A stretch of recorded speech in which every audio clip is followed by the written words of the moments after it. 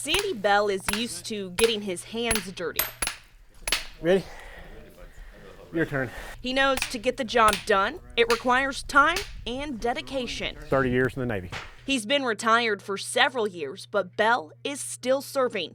Just not on the battlefield, but here. I love hiking the trail. Rocky Top is probably the hardest of the trail crews.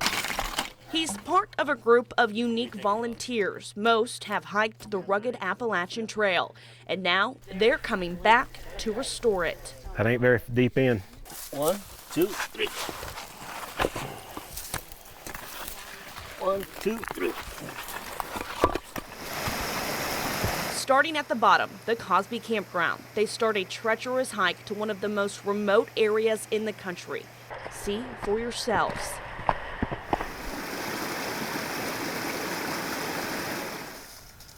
A place so secluded, the only noises you'll hear are the ones you make.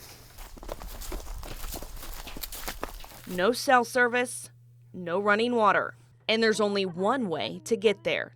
Strap on your boots and hike. We're gaining almost 4,000 feet. You're gaining like 3,800 feet in altitude in 6 miles. And it's, what do you think, maybe 300 yards slightly downhill and the rest of it's up? And hiking up this 6-mile trail to get to this spot is only the beginning of the work that these volunteers do for an 8-day period. The primary objective is to actually get rid of water running down the trail, and erosion is the biggest enemy. Set. So with just their hands, Rock work is probably the most intense you can do. Okay, set. and a few tools, they work to transform. We're breaking rock with chisels, hand tools. It's just a really cool thing. Set.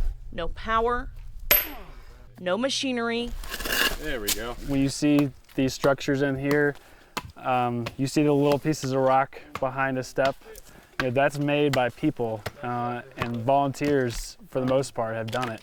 Alrighty.